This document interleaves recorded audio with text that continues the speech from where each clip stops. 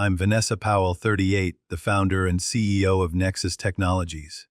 For the better part of a decade, I poured my entire being into building my company from the ground up, transforming a wild idea into a thriving enterprise.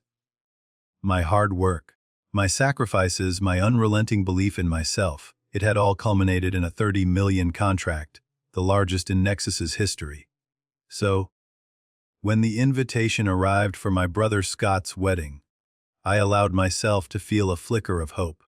Despite years of a relationship strained by unspoken resentments and perceived slights, I genuinely believed this could be a fresh start. A chance for my family to finally see me, truly see me, not just as Scott's little sister, but as the accomplished professional I had become. Little did I know that my significant business achievement, a contract with my future brother-in-law's multi-billion-dollar company, would ironically become the catalyst for the most public and humiliating family showdown of my life, all because of where they expected me to sit. What would you do if, after achieving professional success beyond your wildest dreams, your own family still treated you like you were utterly invisible, like your accomplishments were just a quaint hobby, easily dismissed? I was about to show them exactly how visible I could be, and the powerful ripple effects that one decisive act could unleash. Before I dive into the intricate details of this story, I'd love to know where you're watching from today. Drop your location in the comments below. Hit that like button to show your support. And if you're new here, subscribe to hear more stories about standing up for yourself when it matters most, about recognizing your own worth, and about navigating complex family dynamics. Now, let me take you back to the very beginning, to how all of this came to a head on what was supposed to be a joyous day. Growing up in the quaint, tree-lined streets of Westfield, Connecticut, Scott and I were, surprisingly, the closest of siblings. Only 2 years separated us, making us instant partners in childhood adventures. Our summers were defined by the intricate forts we'd construct in the dense woods behind our house, secret hideaways where we'd plot our next grand escapade. Winters brought the exhilarating rush of sledding down Maple Hill, bundled in layers of snow gear, our laughter echoing across the frosty landscape. Our mother, Judith, a beacon of domestic perfection, would meticulously pack us identical lunches, complete with handwritten notes that always ended with, "Love, Mom." Our father, Robert, a man of quiet strength and traditional values, taught us both how to bait a hook and cast a line on the pristine waters of Lake Champlain during our annual family vacations, moments steeped in the tranquil beauty of nature. Those early memories were warm, safe, uncomplicated, a golden haze of shared childhood, where our bond felt unbreakable. The subtle, almost imperceptible, shift in our dynamic began when we entered high school. Scott, blessed with an athletic build and an easy charm, naturally gravitated toward the football team. Following directly in our father's well-worn footsteps, he was the quintessential golden boy, effortlessly fitting into the mold of the favored male heir. I, on the other hand, found my sanctuary in the quiet hum of the computer lab and the intellectual sparring of the debate team. While Scott was scoring touchdowns and basking in the roar of the crowd, I was meticulously coding, dissecting algorithms, and honing my arguments, my mind alight with the endless possibilities of technology. Our parents were Scott's loudest cheerleaders, their voices booming from the stands at every one of his games. Surrounded by a throng of neighborhood friends, their faces beaming with unreserved pride. My debate competitions and science fairs, however, were often met with a different response. They'd usually have something come up, a last-minute appointment, an unexpected errand, or they'd arrive conspicuously late, missing my presentations entirely. Business and sports build character, my father would often declare, his hand landing with a hearty clap on Scott's broad shoulder. All that computer stuff is just a hobby, Vanessa. You'll grow out of it. I didn't grow out of it. Instead, I dove deeper, fueled by a quiet determination to prove them wrong. I earned a full scholarship to MIT, the hallowed halls of technological innovation, a place where my hubby was celebrated as a burgeoning passion. Scott, meanwhile, attended our father's alma mater on a partial athletic scholarship, a path less challenging, more prescribed. During family holiday gatherings, the conversations unfailingly revolved around Scott's fraternity adventures, his latest football stats, and the social intricacies of campus life. My academic achievements, my groundbreaking projects, my internships at cutting-edge tech firms, these were acknowledged with polite, fleeting nods before someone inevitably changed the subject to something everyone could relate to. A topic less intimidating, less challenging to their established narrative. It was clear then, even if unspoken, that my path, while academically superior, was somehow less real or less valuable in their eyes than Scott's more traditional, family-approved trajectory. After graduation, I plunged headfirst into the relentless world of tech startups in Boston, working 80-hour weeks, fueled by caffeine and an insatiable hunger to learn everything I could about the industry. I absorbed every lesson, every failure, every minor triumph, meticulously building my knowledge base and refining my skills. Meanwhile, Scott, with his freshly minted business degree, one he'd barely earned with C average grades, joined Powell Construction, the family business my grandfather had painstakingly started and my father had significantly expanded.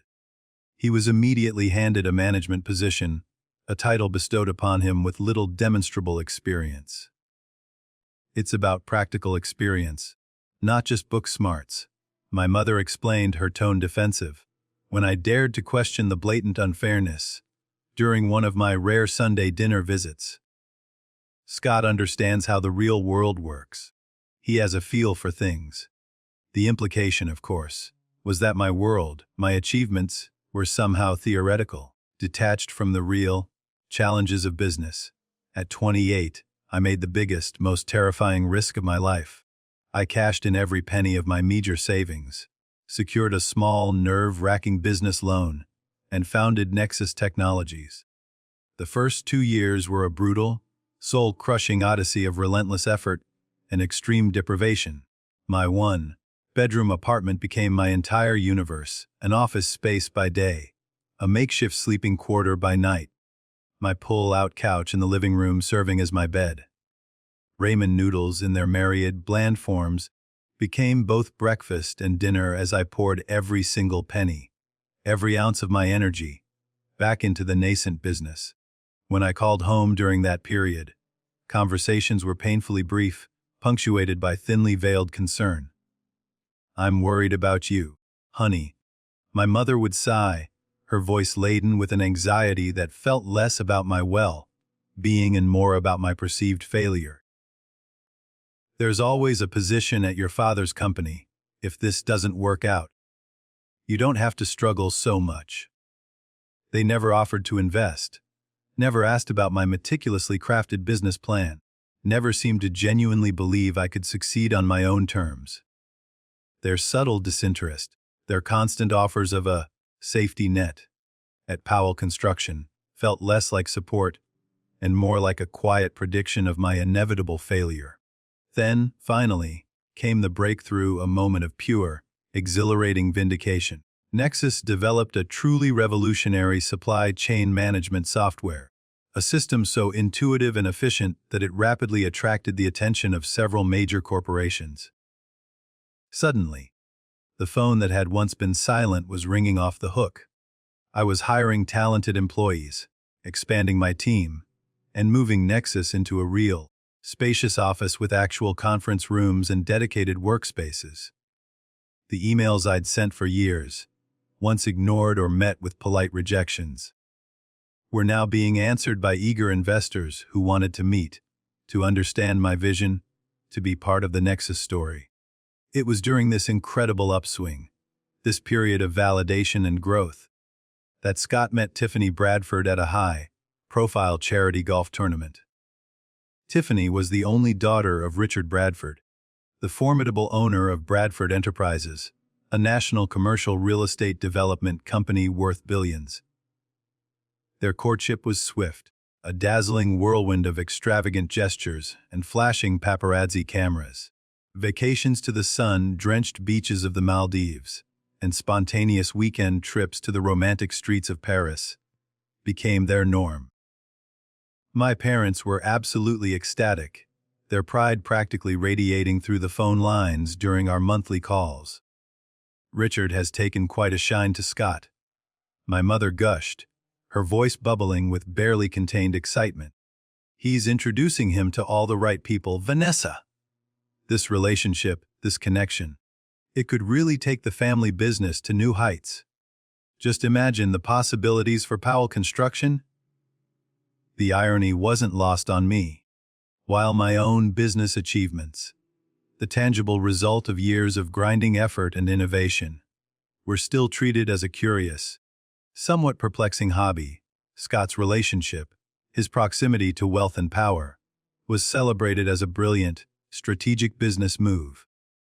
It was another stark reminder of the different lenses through which our achievements were viewed, the fundamental disparity in their expectations and aspirations for their two children. 6 months into their relationship, Scott and Tiffany, as everyone expected, announced their engagement.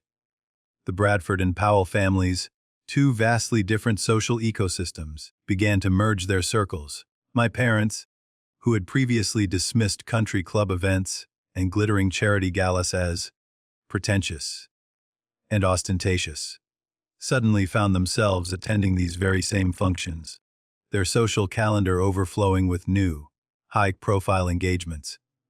Meanwhile, through an entirely separate, unconnected channel, Bradford Enterprises had been diligently searching for a new, cutting-edge technological solution to their increasingly complex and unwieldy supply chain issues.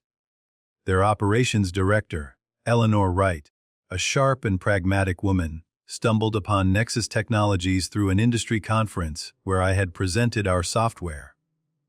She had no idea, absolutely no inkling, about the impending family connection when she first reached out to my team. After 3 months of rigorous demonstrations, meticulous security audits, and intense back and forth negotiations, Bradford Enterprises, a multi-billion-dollar titan, signed a $30 million contract with Nexus Technologies. It was the single largest deal in my company's history, a monumental achievement that would unlock unprecedented opportunities for us, allowing us to expand internationally, to invest in groundbreaking research, and to develop entirely new product lines that would redefine our market. I mentioned the contract, casually yet hopefully, to my parents during our weekly call, anticipating, perhaps even craving, a moment of genuine acknowledgement, a flash of shared pride. "Oh, that's nice, dear," my mother said, her voice flat, devoid of any real enthusiasm. "Did you get the invitation to Scott and Tiffany's engagement party?" "It's at the Bradford estate. Richard has his own golf course on the property. You know, it's absolutely magnificent." The swift change of subject, the immediate pivot to Scott's life, felt like a familiar slap, a dismissive wave of the hand. My accomplishment, however significant, was merely a pleasant aside, quickly overshadowed by the glamorous new reality of their golden son.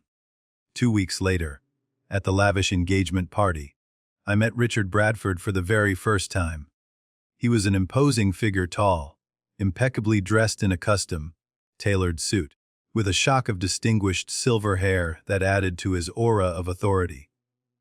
His confident posture, the way he held himself, immediately conveyed that he was a man accustomed to being the most powerful, influential person in any room he entered. "So, you're the brilliant mind behind Nexus," he said, his voice deep and resonant, shaking my hand with a firm, decisive grip that left no doubt about his presence.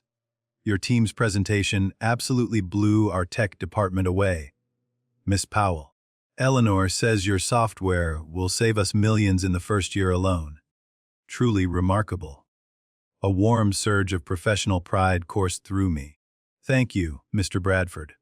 We're incredibly excited about the partnership and the opportunities it presents. He smiled, a genuine, expansive smile that reached his eyes. Please, call me Richard. And we must set up a proper dinner soon. I'd love to hear more about where you see technology heading in our industry. Your insights are clearly invaluable. Before I could respond, my mother materialized at my elbow, her eyes wide with a mixture of surprise and something akin to apprehension. You two have met? She asked, her gaze flitting nervously between Richard and me, as if witnessing an impossible alignment of stars. Just now, I replied, a hint of satisfaction in my voice. Richard was kind enough to compliment our software. Your software. Richard's eyebrows, thick and gray, rose subtly in genuine confusion. Wait, Powell? You're Scott's sister. He never mentioned his sister ran Nexus Technologies. An awkward, palpable silence descended, thick with unsaid things and unspoken implications. My mother laughed nervously, a high, strained sound. Oh, Vanessa has always been our little computer genius, she said, her tone dismissive, as if explaining away a child's quirky, harmless hobby. Scott focuses more on the construction side of things. Like his father. He's much more hands-on. Richard looked genuinely confused for a moment, but quickly recovered his composure, his professionalism overriding his surprise. Well, apparently, genius runs in the family, he mused, a faint smile playing on his lips, just in different directions. This is a remarkable coincidence. It wasn't a coincidence, not in the slightest. It was a deliberate, calculated omission. My brother had intentionally, strategically, never mentioned my company, never spoken of my achievements to his future father-in-law. My success, my independent accomplishments, simply didn't fit the carefully curated narrative Scott had constructed about himself, the narrative of the family achiever, the chosen son, the one carrying on the Powell legacy. He needed to be seen as the sole inheritor of ambition and business acumen, and my existence as a successful tech CEO threatened that carefully constructed image. Despite this glaring revelation, this uncomfortable truth laid bare, I clung to a fragile thread of hope that Scott's wedding might still be a turning point, perhaps the undeniable evidence of my success, concretized by the multi-million-dollar Bradford contract, would finally, irrefutably earn me the respect, the recognition I had worked so tirelessly to achieve. I spent weeks meticulously selecting the perfect outfit, a tailored navy blue dress that projected both effortless elegance and quiet authority, a statement that I was here, not just as family, but as a formidable professional. I even arranged for Marcus Chen, a respected venture capitalist I'd been dating for 3 months, to accompany me. His presence, I hoped, would provide a much-needed anchor in what I anticipated would be a tumultuous day. Are you sure you want me there? Marcus asked over dinner the week before the wedding, his tone laced with gentle concern. From everything you've told me about your family dynamics, it sounds like it might be stressful. That's exactly why I want you there, I admitted, meeting his gaze directly. Having someone who truly sees me for who I actually am, who values me without question, will help me keep perspective when I'm surrounded by people who haven't. The night before the wedding, a wave of nervous anticipation washed over me. I called Scott, wanting to connect, to reaffirm our bond, before the inevitable chaos of the event consumed us. Hey, just wanted to say I'm really happy for you, I said when he finally answered, trying to inject genuine warmth into my voice. And I'm looking forward to tomorrow. Thanks, sis, he replied, sounding distractedly harried, his mind clearly elsewhere. It's crazy here, you have no idea. Tiffany's got the wedding planner on speed dial, and Richard keeps adding people to the guest list at the last minute. It's a madhouse. Anything I can help with? I offered, genuinely. Nah, we've got it covered. A brief, telling pause followed, thick with unspoken thoughts. Listen, he began, his voice dropping slightly, about the seating arrangements. My heart gave a little lurch. Yes, I prompted, holding my breath. Nothing really. Just, we've had to make some last-minute changes with all the additions. But it's handled now. You'll be fine. See you tomorrow, okay? As I hung up, a distinct twinge of unease snaked its way through me, but I pushed it aside, desperate to believe. Tomorrow would be different. Tomorrow, finally, I would be seen. The Bradford estate sprawled across 30 meticulously manicured acres, a verdant tapestry of rolling lawns, sculpted hedges, and vibrant flower beds, all framed by breathtaking views of Long Island Sound shimmering in the distance. Cars lined the winding, cobblestone driveway, a dazzling parade of luxury vehicles, Bentleys, Rolls-Royces, Maseratis, each probably costing more than most people's homes. Marcus let out a low whistle as we pulled up in my Tesla, a sleek, understated contrast to the ostentatious display. You didn't mention this was going to be quite so extravagant, he murmured, adjusting his tie with a wry grin. I didn't know, I admitted, a knot forming in my stomach. This is my first time at the Bradford estate, too. A valet in a crisp, pristine uniform, his smile practiced and professional, swiftly opened my door. Welcome to the Bradford Powell wedding, ma'am. The main house, a grand Georgian-style mansion, stood proudly with its imposing columns and symmetrical wings extending from either side, exuding an air of old-money aristocracy. A string quartet played softly near an ornate fountain, its gentle melodies mingling with the polite hum of conversation. Guests in their finest formal attire mingled effortlessly, champagne flutes shimmering in their hands, their laughter light and carefree. White roses and delicate orchids adorned every surface, their subtle, intoxicating fragrance mixing with the crisp, salty air carried from the nearby sound. "Vanessa!" My mother's voice, surprisingly piercing, carried across the sprawling garden. She approached us, a vision in a pale pink dress that she'd mentioned purchasing specifically for the occasion during no less than 3 separate phone calls. Her eyes, usually so sharp, were bright with an almost giddy excitement. "You're here? And who is this?" "Mom, this is Marcus Chen," I introduced, trying to keep my voice even. "Marcus, my mother Judith Powell." Marcus extended his hand with a warm, genuine smile, his charm immediately disarming. "Pleasure to meet you, Mrs. Powell. You have a lovely family." "Thank you," she replied, her eyes quickly, almost imperceptibly, assessing him from head to toe before turning back to me, her focus unwavering. "Vanessa, your father is by the bar with Richard and some of the investors. You should come say hello. They've been waiting to see you." She didn't wait for a response, already turning, expecting us to follow in her wake. "She seems nice," Marcus whispered, his tone gently teasing, a flicker of amusement in his eyes. "Just wait," I murmured back, a sigh escaping my lips. My father stood in a tight circle of men in dark, expensive suits, all laughing heartily at something Richard Bradford had just said. When he spotted me, his initial smile faltered for just a moment, a barely perceptible flicker of surprise, before recovering into a practiced, paternal grin. "There's my girl," he said, giving me a quick, one-armed hug that felt more like a perfunctory pat than a genuine embrace. "And who's this young man?" After I introduced Marcus again, my father's attention quickly drifted. I then turned to Richard Bradford, who greeted me with considerably more enthusiasm than my own father had managed. "Vanessa, the woman of the hour," he boomed, his voice full of genuine delight. "I was just telling these gentlemen about how your software is absolutely revolutionizing our operations. 3 months in, and we're already seeing incredible results." The men in the circle, previously engrossed in their own conversation, regarded me with a new, keen interest. "You're behind the Nexus system?" asked an older man with a distinct southern accent, his eyes widening. "Bradford hasn't stopped talking about it, says it's saving him a fortune in logistics alone."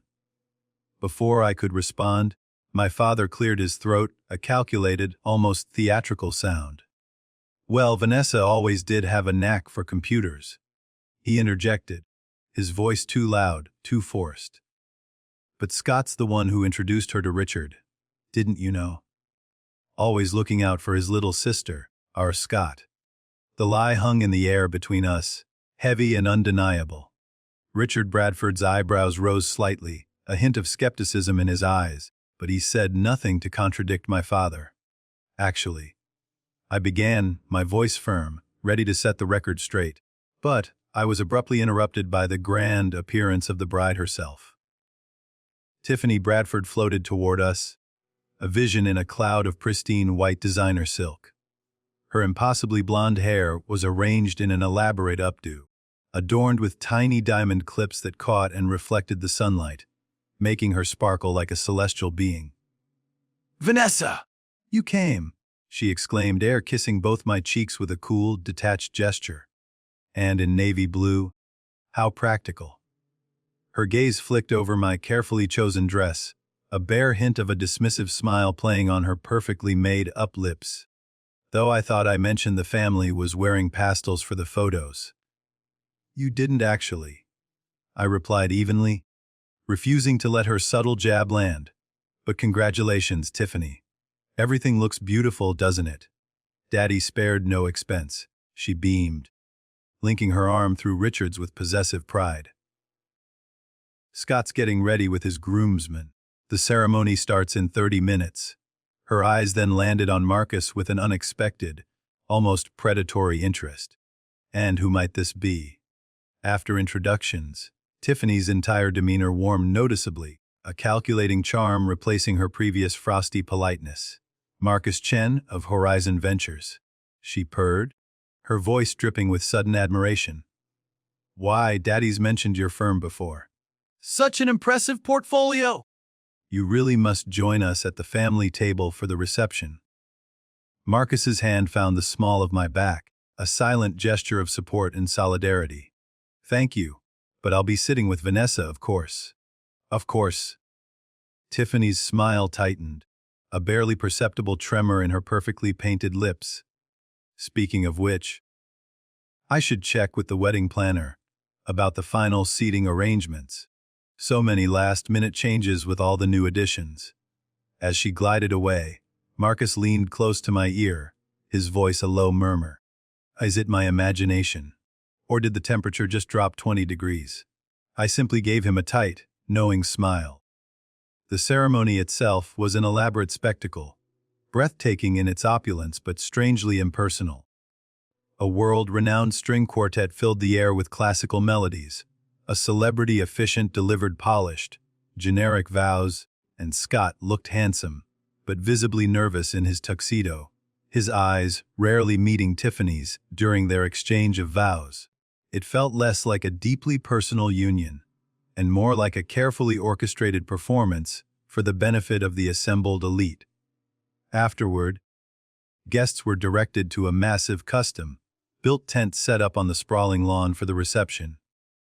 Crystal chandeliers, hundreds of them, hung from the impossibly high ceiling, casting a warm, golden glow over dozens of perfectly round tables draped in pristine white linen and centered with towering, extravagant floral arrangements. "Let's find our seats," I suggested to Marcus, scanning the room for a seating chart.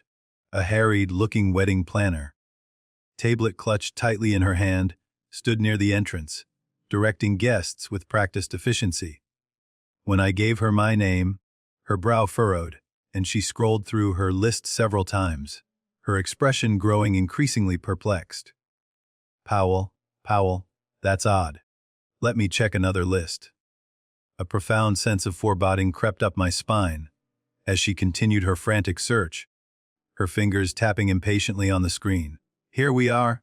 Vanessa Powell, +1. You're at O." Her professional mask slipped for just a moment, revealing a fleeting expression of discomfort, almost embarrassment. "Is there a problem?" Marcus asked, his voice firm, picking up on the subtle shift. No problem at all," she replied, her voice a little too bright. "Just a moment, please." She hurried away, disappearing into the swirling crowd of guests, leaving us standing awkwardly by the entrance. 5 uncomfortable minutes later, she returned, accompanied by an older woman who introduced herself as the catering manager, her face a picture of professional apology. "Miss Powell, there seems to have been an oversight with the seating arrangements," she explained in a low, hushed voice, her eyes darting nervously. "The main reception tables are all filled to capacity now. Unexpected additions, you see. I RSVP'd 2 months ago," I replied, my voice dangerously calm, "and I'm the groom's sister." The catering manager nodded apologetically, wringing her hands. "Yes, we understand. We've arranged alternative seating for you and your guest. Somewhere quieter, more private." "Alternative seating?" Marcus repeated, his voice laced with incredulity, his gaze hardening. "If you'll follow me, please," she said, avoiding our eyes, already turning. Rather than leading us to any of the sumptuously decorated tables in the main reception area, she guided us through a discreet side door and down a long, utilitarian hallway. The sounds of the celebration, the jazz music, the clinking of glasses, the joyous laughter grew progressively more distant with each step, fading into a muffled murmur. Finally, she opened a door to reveal a bustling, brightly lit kitchen, a chaotic symphony of clanking pots, sizzling pans, and the hurried movements of staff in black and white uniforms preparing food. In a far corner, tucked away behind towering stacks of dishes and stainless steel counters, stood a small, rickety table with 2 chairs, hastily covered with a crumpled white tablecloth. "You can't be serious," I said, the words barely a whisper, feeling a flush of mortification and unadulterated fury rise to my face. "I do apologize for the inconvenience, Miss Powell," the manager replied, not quite meeting my eyes, her gaze fixed on a point just above my shoulder. "The bride made some last-minute changes to accommodate important business associates. It was simply a matter of logistics. You see, I am a business associate," I pointed out, my voice rising slightly, the indignation simmering beneath the surface. "Bradford Enterprises just signed a $30 million contract with my company. My presence here is a matter of significant business." The manager looked genuinely confused, her brow furrowing. I wasn't informed of that," she stammered, her voice trailing off. "I'm just following the instructions I was given." Before she could continue her stammering apologies, Tiffany appeared in the doorway, a champagne flute clutched in her hand, her eyes gleaming with a barely concealed, smug satisfaction as she surveyed the scene. "Is there a problem here?" she asked, her voice syrupy sweet, dripping with feigned concern. "Yes, there's a problem, Tiffany," I replied, struggling desperately to keep my voice steady, to maintain a semblance of control. "You've seated me and my guest in the kitchen. I'm your husband's sister. This is an insult." Tiffany took a slow, deliberate sip of her champagne, savoring the moment before responding. "We had to prioritize Vanessa. Daddy's business associates and our very closest friends needed the premium tables. I'm sure you understand. It was just a practical decision." "Actually, I don't," I countered, my voice gaining strength, my fury solidifying into resolve. "And I think Scott would be quite upset to know you've relegated his own sister to the kitchen, out of sight, like an embarrassment." Something cold, hard, and utterly ruthless flashed in Tiffany's eyes. Her perfect composure cracked just a millimeter, revealing the sharp edge beneath. "Scott approved the seating chart this morning," she said, her voice dropping to a low, chilling whisper. "He knows exactly where everyone is sitting." The betrayal hit me like a physical blow, a punch to the gut that left me breathless. My own brother, my closest childhood companion, the one I had just tried to connect with, had agreed to this humiliation. He had implicitly endorsed my invisibility, my diminishment. "This is completely inappropriate," Marcus said firmly, his voice cutting through the tension, his hand resting protectively on my arm. "We will be joining the main reception." Tiffany's perfect mask slipped entirely then, revealing the raw, undisguised contempt beneath. "The help eats in the kitchen," she sneered, gesturing dismissively with her champagne flute, her lip curling. "You should feel right at home. Considering your humble beginnings, Miss Powell." The catering manager looked utterly mortified, backing away slowly from the confrontation, her face pale. Several kitchen staff members, caught in the crossfire, paused in their work, awkwardly pretending not to listen, their eyes wide with poorly disguised curiosity. In that singular, crystallizing moment, something inside me snapped. Decades of being diminished, overlooked, dismissed, and now, openly disrespected, coalesced into a perfect, undeniable clarity. I wouldn't cause a scene in the way she expected. I wouldn't lower myself to Tiffany's petty, vindictive level. But I would no longer accept being treated as less than. I would no longer tolerate their narrative of my worth. "Marcus," I said quietly, my voice surprisingly steady, "I need a moment alone. Would you mind waiting for me outside?" He squeezed my hand in understanding, his gaze conveying unwavering support. "Take all the time you need, Vanessa. I'll be right outside." After they left, I stood alone in the bustling, clanging kitchen, feeling utterly invisible to my own family, yet acutely aware of my responsibility for a multi-million-dollar contract that would directly benefit the very people who couldn't even bother to give me a proper seat at their table. The irony was a bitter taste in my mouth. I knew exactly what I needed to do. The women's restroom off the main hallway was mercifully empty, a quiet sanctuary from the escalating drama. I locked myself in a stall, leaned against the cool, unforgiving door, and finally allowed the torrent of humiliation, anger, and deep-seated pain to fall. I covered my mouth with a trembling hand, muffling the sounds of my breaking heart, not wanting anyone who might enter to hear me crumbling. How had I deluded myself into believing this wedding would be different? That my undeniable professional success, my 30 million contract, would finally earn me a legitimate, respected place in my own family.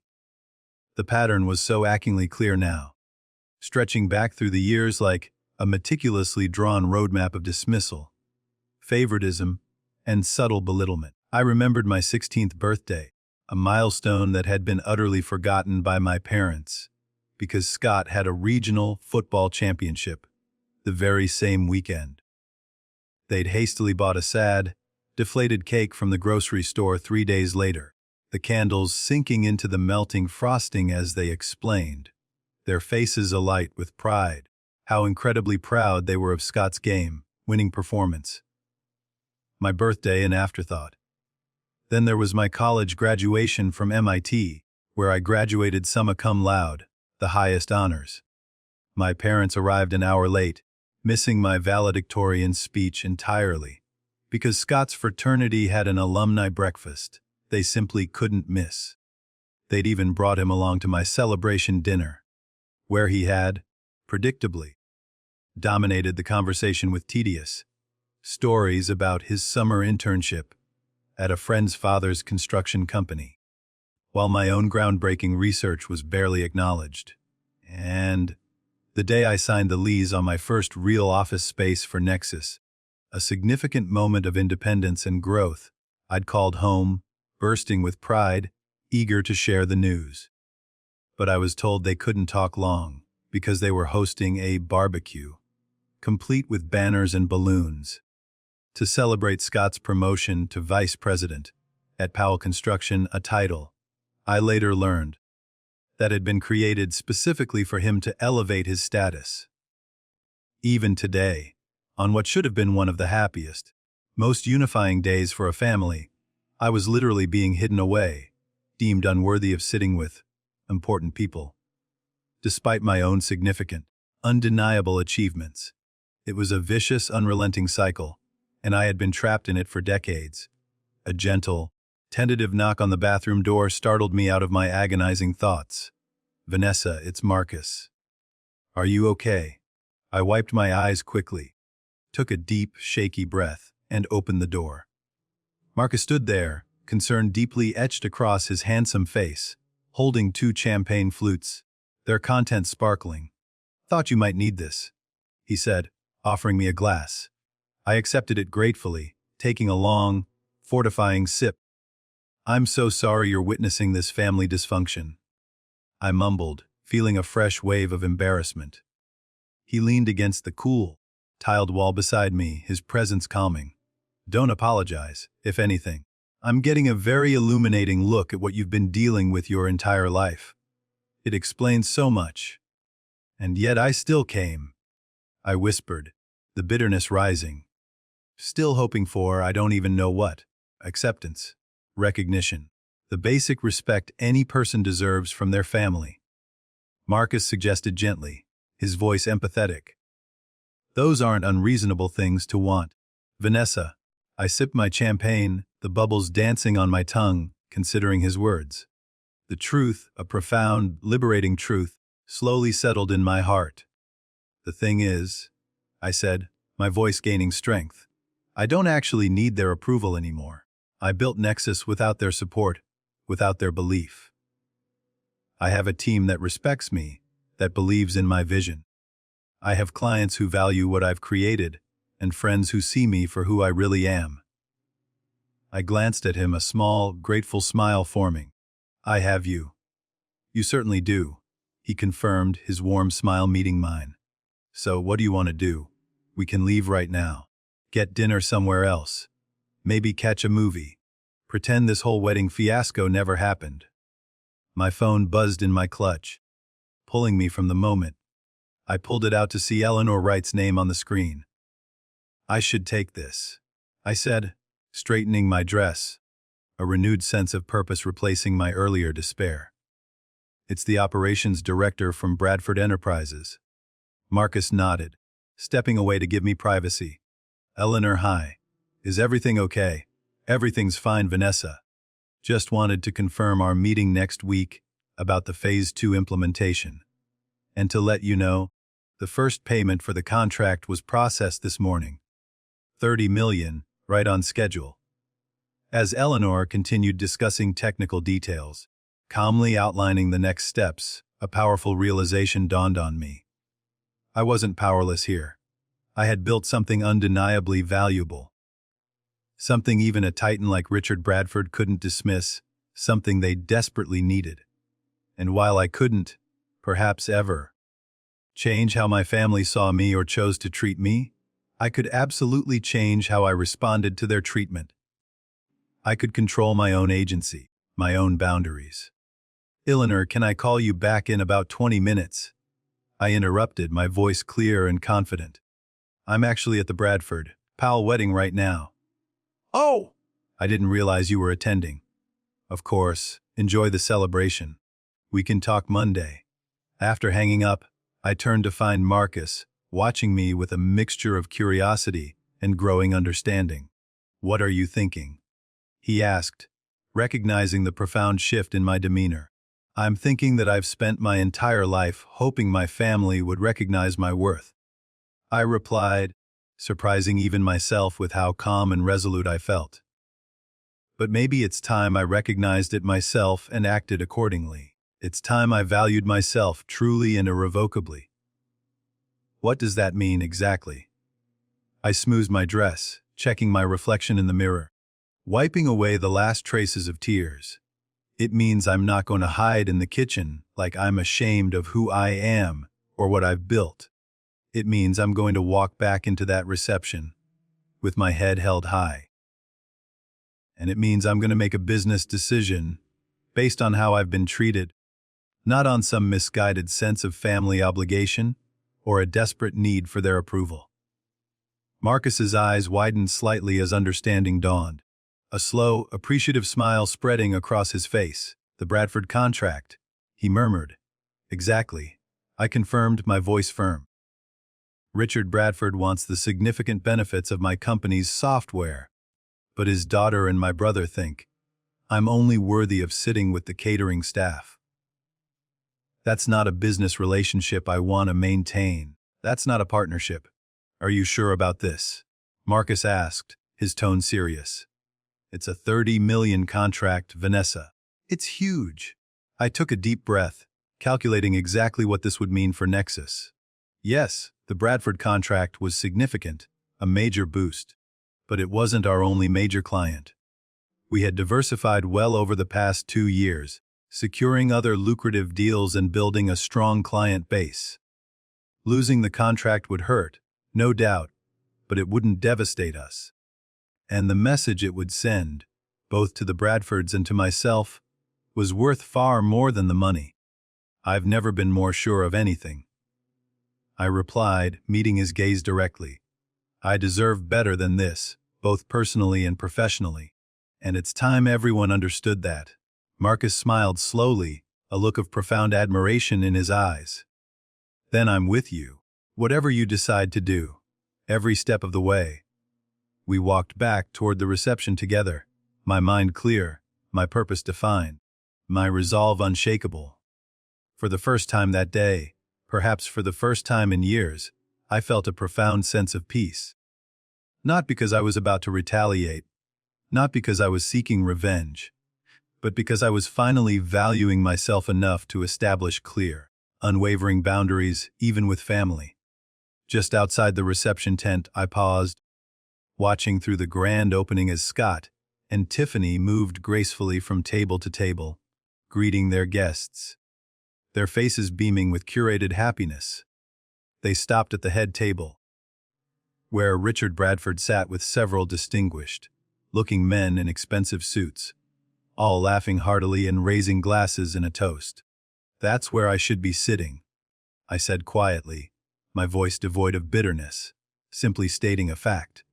Not because I'm Scott's sister, but because I'm the CEO of a company that Bradford Enterprises desperately needs and has already paid millions for. Then let's make sure they understand exactly who they decided to seat in the kitchen. Marcus replied, offering me his arm. With my head held high and my decision firmly made, I stepped back into the reception, no longer seeking approval, but ready to command the respect I had undeniably earned.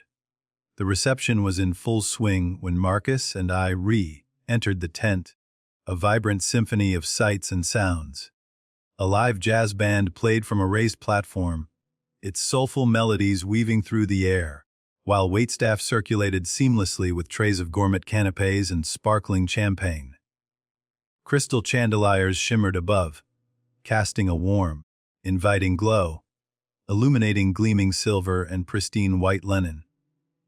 The buzz of conversation mixed with occasional bursts of laughter, creating a lively, celebratory atmosphere. No one seemed to notice our return, which, in a strange way, felt fitting, given how meticulously they had attempted to render me invisible in the first place. I scanned the room, my gaze unwavering, until I spotted exactly what I was looking for, the head table, where Richard Bradford sat with Scott and Tiffany, surrounded by what appeared to be several key business associates, formidable figures I recognized from industry publications and financial news. "They're discussing the merger," Marcus murmured, following my gaze. "I recognized Thomas Harrington from Coastal Development. If they're bringing him in, Bradford must be planning a major expansion."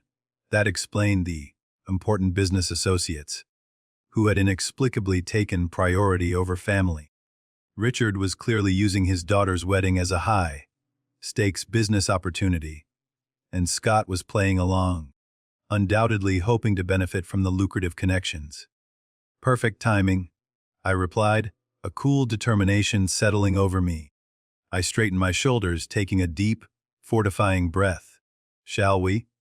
We made our way across the vast room, navigating through clusters of mingling guests. Occasionally, someone I didn't recognize would stop me, offering polite congratulations on my brother's beautiful wedding, mistaking me for merely a relative. Each time, I thanked them politely, offering a small, enigmatic smile, before continuing my purposeful journey toward the head table. As we approached, I could hear Richard mid-pitch, his voice resonating with powerful conviction. "Combining our resources with Powell Construction for the residential components, while maintaining Bradford's core focus on commercial properties. Scott here. He gestured expansively towards my brother, who sat beside him, puffing out his chest. We'll oversee the transition. And with the new software system we've implemented, we expect to increase efficiency by at least 20% in the first year alone. A truly transformative partnership. Scott nodded eagerly, clearly pleased to be presented as a key player in this high-level business discussion. Tiffany sat beside him, one hand possessively on his arm, her eyes sweeping the room with the satisfied, almost smug look of someone who had everything arranged precisely as she wanted it. They didn't notice me until I was standing directly at the table, my presence a silent, undeniable interruption to their carefully orchestrated tableau. Richard saw me first, his expression shifting from surprise to a flicker of immediate discomfort. "Vanessa," he said, straightening slightly in his chair, his voice a little strained. "We were just discussing business, something about software implementation that might interest you." "Yes, I heard," I replied calmly, my voice steady and clear, cutting through the general hum of the reception. "You were discussing the software my company created? The one your operations director specifically sought out because it's the best in the industry, the one you just paid $30 million for." Scott's triumphant smile faltered, his eyes darting nervously between Richard and me, a dawning comprehension of the impending disaster spreading across his face. "Van, maybe we can talk about this later," he mumbled, his voice tight with discomfort. "We're kind of in the middle of something here." "Yes, I can see that," I said, my gaze unwavering. "Using your wedding reception to negotiate business deals while seating your own sister in the kitchen, like an unwanted guest. Very efficient use of time, indeed." A palpable hush fell over the immediate area surrounding the head table. The powerful businessmen, previously engrossed in their conversation, glanced at each other uncomfortably, their faces a mixture of confusion and dawning understanding. "There was a misunderstanding with the seating?" Tiffany interjected, her voice tight, her perfect composure beginning to crack. "These things happen at large events. It was an oversight." "Do they?" I countered, raising an eyebrow, my voice laced with sardonic disbelief. "Funny how the misunderstanding resulted in the CEO of a company you just paid $30 million to being seated with the catering staff, while business prospects got priority treatment. A peculiar kind of oversight, wouldn't you say?" Richard Bradford's expression darkened, a formidable storm brewing behind his eyes. "$30 million, he muttered, looking utterly bewildered. "What are you talking about, Vanessa? You're the head of Nexus. Your company signed a contract with Nexus Technologies 3 months ago." I stated, my voice ringing with authority. "I'm the founder and CEO of Nexus. The software you were just bragging about, the one revolutionizing your operations. That's my creation. My company." Richard's face registered genuine shock as he turned to Scott, his voice dangerously low. "You never mentioned your sister was the head of Nexus, Scott." "Why?" Scott shifted uncomfortably in his seat, beads of sweat forming on his brow. "It didn't seem relevant at the time," he stammered, avoiding his father-in-law's piercing gaze. "Not relevant." I echoed, a cold, hard edge entering my voice. "You didn't think it was relevant that your sister's company was providing the cutting-edge technology your father-in-law was investing millions in? You didn't think that might come up?" "Now isn't the time for this discussion, Vanessa!"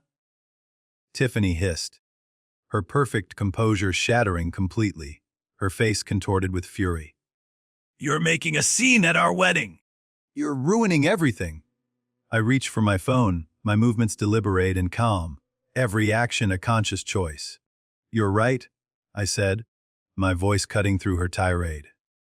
"This isn't a discussion. This is a business decision." I dialed a number from my contacts, Gregory Phillips, our CO, and held the phone to my ear, maintaining unyielding eye contact with Scott as it rang.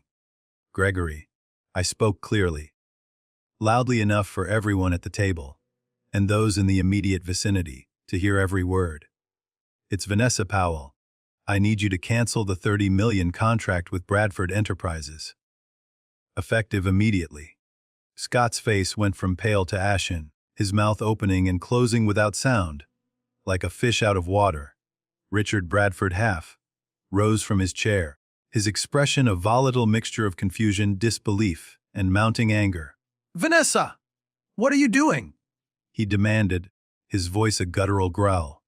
I held up one finger, silencing him, and continued my conversation with Gregory. "Yes, I understand the implications. No, this isn't a negotiating tactic. Please have legal prepare the termination paperwork immediately. I'll be in first thing Monday morning to sign everything." Tiffany's composure shattered completely, her carefully constructed facade crumbling. "You can't do that. Daddy just implemented your system across all our properties.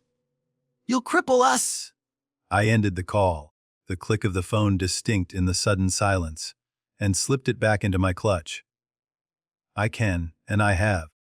Nexus Technologies doesn't partner with companies that demonstrate such poor judgment and a complete lack of basic professional courtesy. We choose our partners carefully. "This is absurd," Richard sputtered, his face flushed with impotent rage. "You're canceling a multi-million-dollar contract because of a seating arrangement." "No, Mr. Bradford," I replied, my voice calm, precise, and utterly unwavering. "I'm canceling it because this seating arrangement revealed the fundamental character of your organization. If this is how you treat a CEO when you think she's just someone's sister, a minor inconvenience, I have serious concerns about how you'll honor our partnership when larger, more complex issues inevitably arise." This wasn't about a chair. It was about respect, or the complete lack thereof. The business associates at the table were watching with keen interest now, their eyes narrowed, clearly reassessing both me and the much-touted Bradford Powell alliance. The air crackled with their silent calculations. "Scott." Richard turned to my brother, his voice dangerously low, a viper's hiss. "Did you know about this? About who your sister is in relation to our company?" Scott swallowed hard, his Adam's apple bobbing. "I knew she had a tech company," he stammered, barely audible. "I didn't realize it was the same one you were working with. The name was different." "That's a lie," I said quietly, cutting through his pathetic attempt at deception. "Eleanor Wright mentioned our family connection to you 3 weeks ago when she discovered it. She told me she spoke to you directly." Scott's face, a map of guilt and deceit, confirmed the truth before he could even formulate another denial. Richard's expression hardened as he realized he'd been deliberately kept in the dark, manipulated by his future son-in-law. "We need to discuss this," he said, his voice flat and ominous. "Now. Somewhere private?" Richard stood abruptly, his movements swift and decisive, grabbing Scott's arm. Tiffany rose as well, her face flushed with fury, her bridal gown now looking less pristine, more like a crumpled battle flag. "You're ruining everything," she hissed at me, her voice trembling with venomous rage. "This wedding cost over $2 million, and you're turning it into a business dispute." "No, Tiffany," I replied, maintaining my composure, refusing to match her emotional outburst. "You ruined it when you decided I wasn't good enough to sit with my own family. When you tried to hide me away. I simply decided I wasn't going to accept that treatment any longer. I finally valued myself enough to walk away." As Richard led Scott away, with Tiffany trailing closely behind, her angry whispers fading, Marcus placed his hand on the small of my back, a comforting, grounding presence. "That," he said quietly, a hint of admiration in his voice, "was the most professionally executed takedown I've ever witnessed. Bravo." For the first time that day, a genuine smile spread across my face, not of malice, but of profound relief. "Let's get out of here," I said, a lightness in my tone. "I suddenly have a taste for real food, preferably somewhere where I can sit at an actual table, not in a bustling kitchen." As we turned to leave, Several of the business associates from the head table, men who had just minutes ago been nodding along to Richard's merger pitch, approached me, business cards magically appearing from inside their suit jackets. Miss Powell.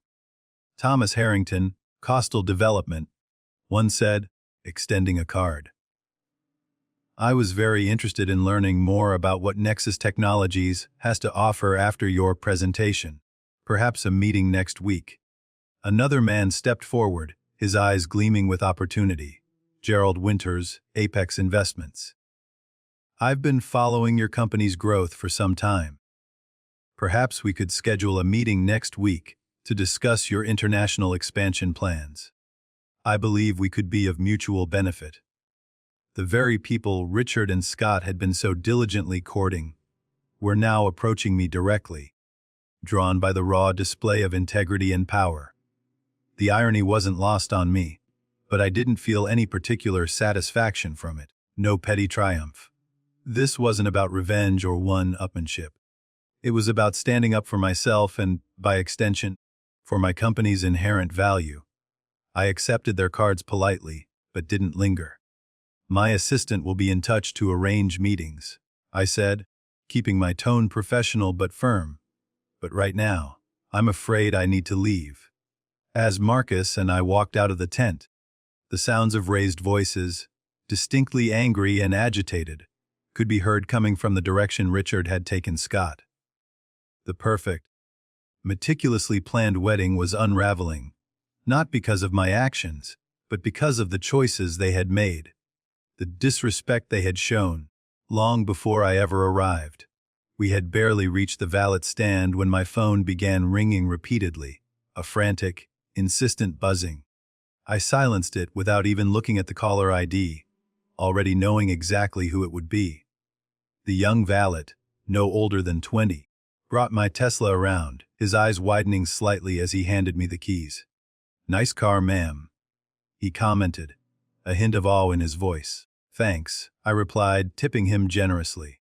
It's amazing what you can afford when you build your own company instead of relying on family connections.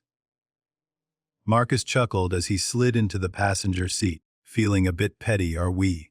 He teased, a grin on his face. Just a touch, I admitted, starting the engine, the hum of the electric motor a comforting sound. I think I've earned it today. Before I could pull away, a familiar, disheveled figure appeared in my side mirror, moving quickly, almost frantically, across the parking area. My father, his face flushed with exertion and anger, his tie askew, was practically jogging toward the car. "Vanessa, stop right there, young lady!" I sighed, a weary exhalation, and rolled down the window, but kept the engine running, ready for a swift escape. "Yes, Dad." He reached the car, breathing heavily, his chest heaving from the exertion. "What the hell do you think you're doing?" "Richard Bradford is livid. Scott's wedding is in shambles. Your mother is in tears.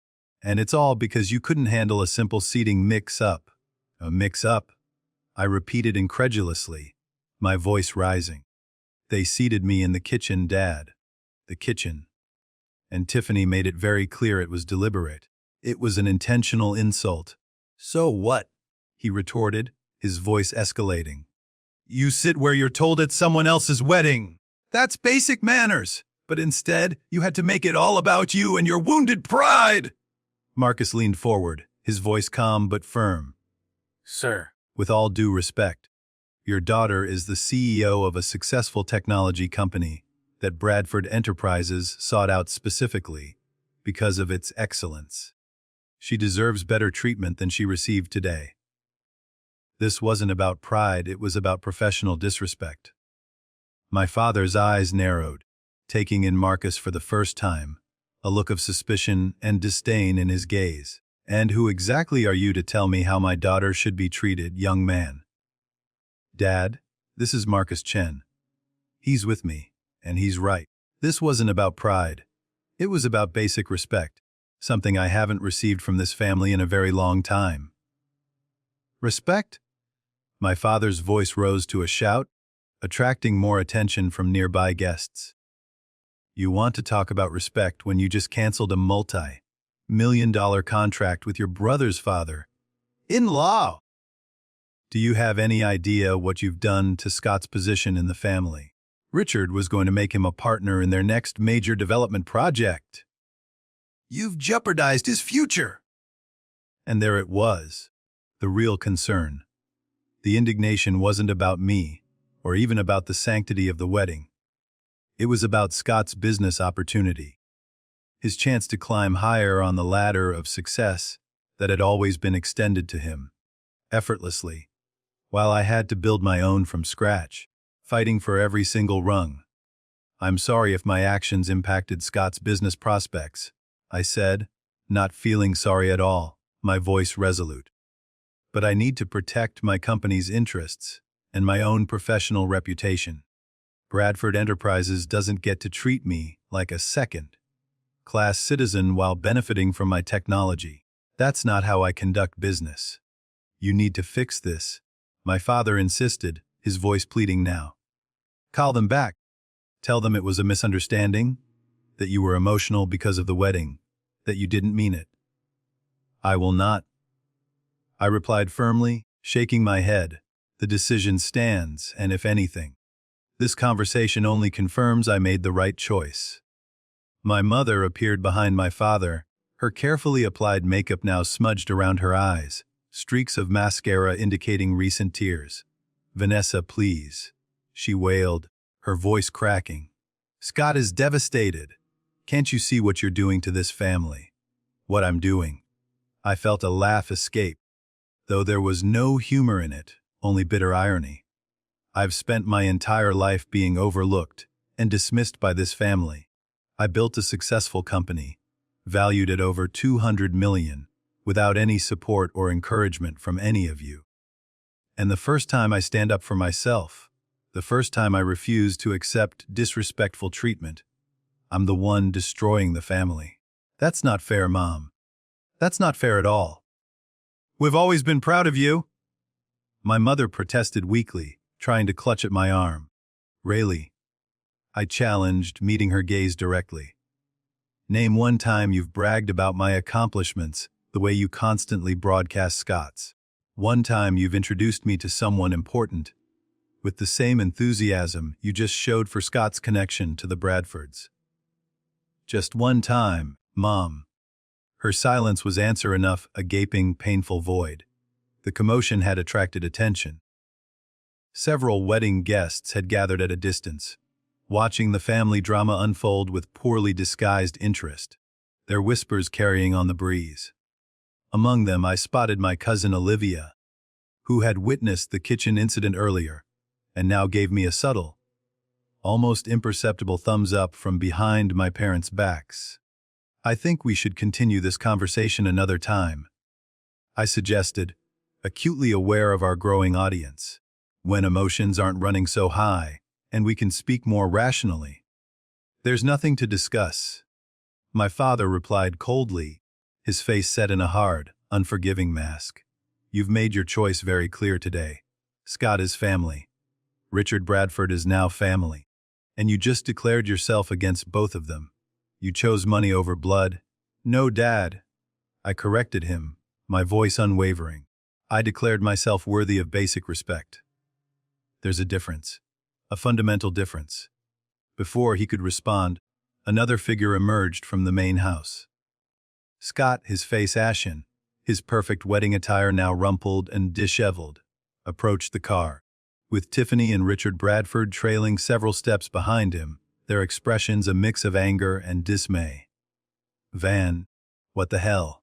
Scott's voice cracked with emotion, raw and exposed. Richard is talking about pulling all his business from Powell Construction now! Do you know what that would do to Dad's company? Our company. I'm sorry, Scott, I said, genuinely, for that consequence had not been my direct intention. That wasn't my intention. But it's the result, he shouted, uncharacteristically losing his composure, his voice rising in desperation. You couldn't just sit where you were told for one day. You had to make some grandstand about your stupid tech company. Marcus tensed beside me, his hand instinctively reaching for the door handle, but I placed a calming hand on his arm, silently asking him to let me handle this. My stupid tech company is valued at over 200 million, Scott. I stated calmly, deliberately. It employs 65 people, and until an hour ago, it was providing essential, cutting-edge services to Bradford enterprises. I didn't make a grandstand. I made a business decision based on how I was treated, based on their unacceptable lack of respect for me and my company. Fix it, Scott demanded, his voice thick with a mixture of pleading and anger. Call whoever you called and tell them it was a mistake. Tell them you were upset. It wasn't a mistake, Scott, I replied, my voice firm, resolute. And I'm not going to pretend it was just to salvage your business opportunity. I stand by my decision.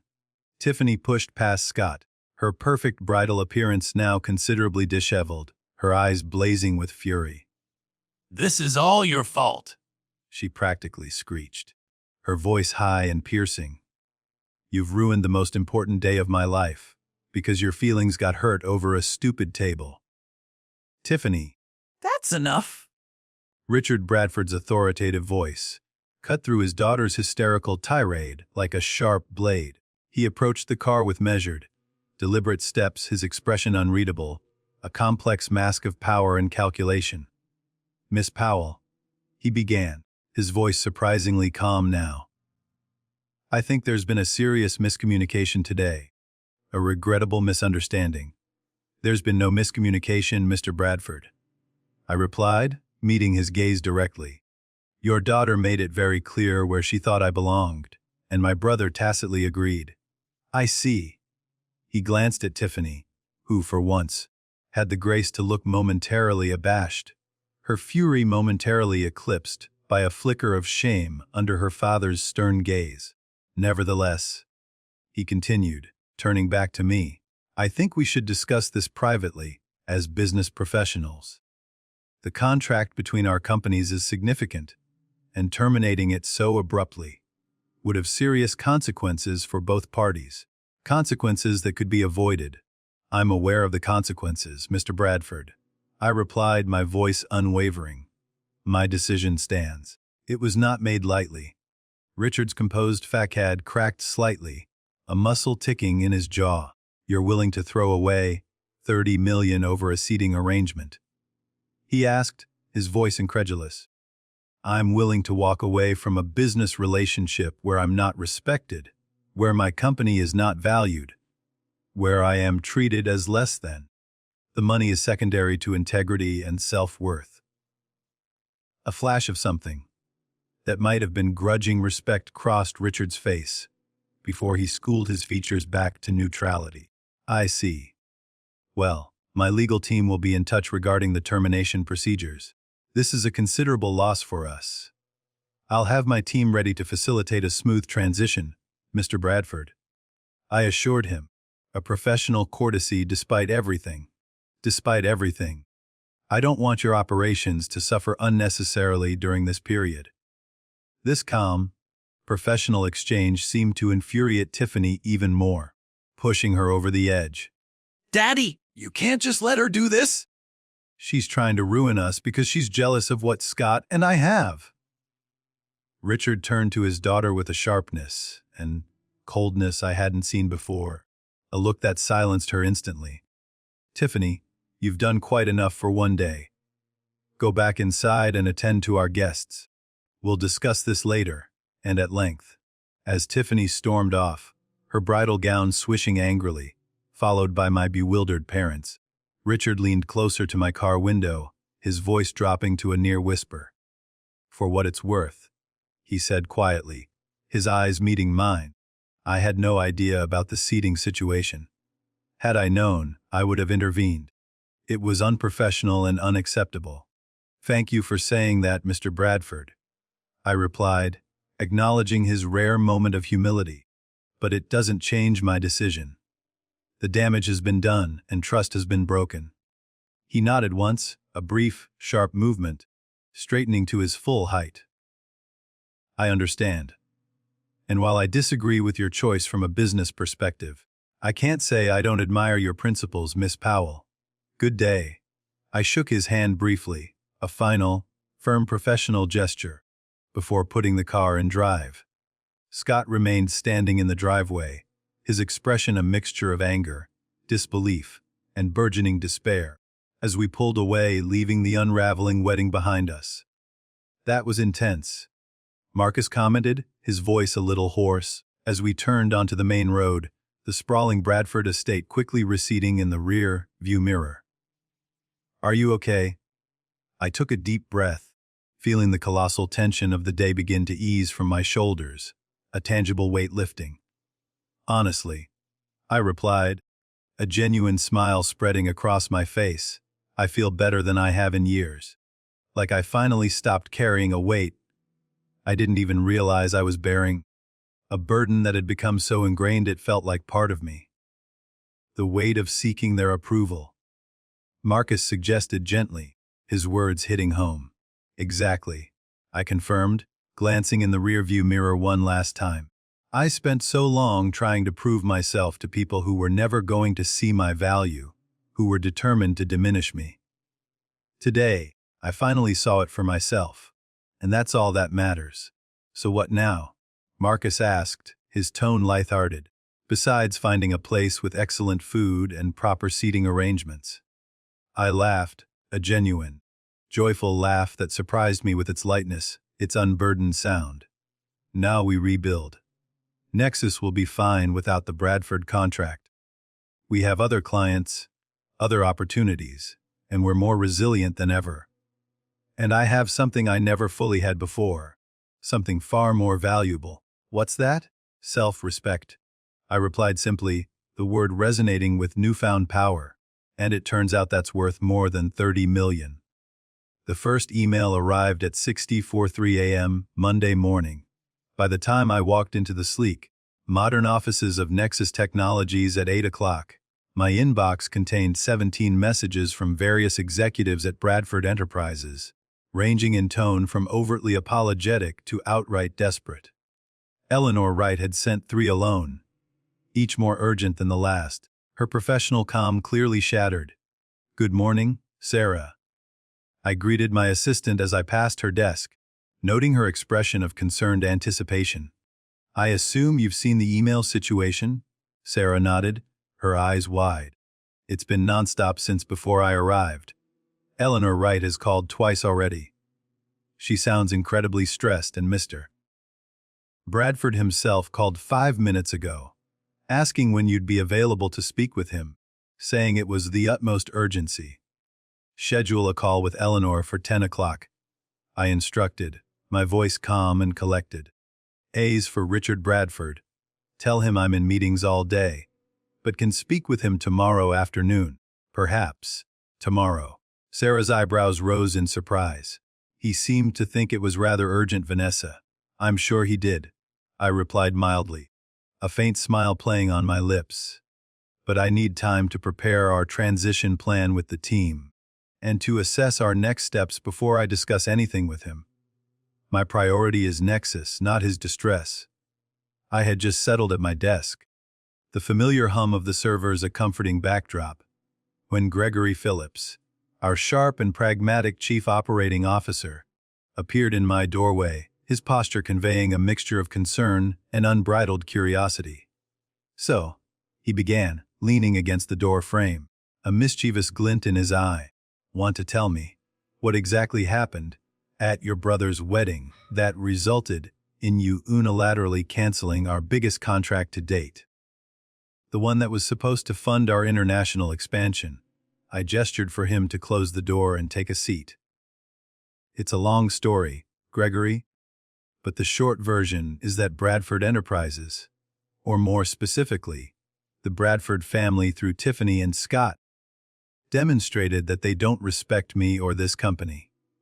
I was doing business with people who don't value us properly, who see us as dispensable.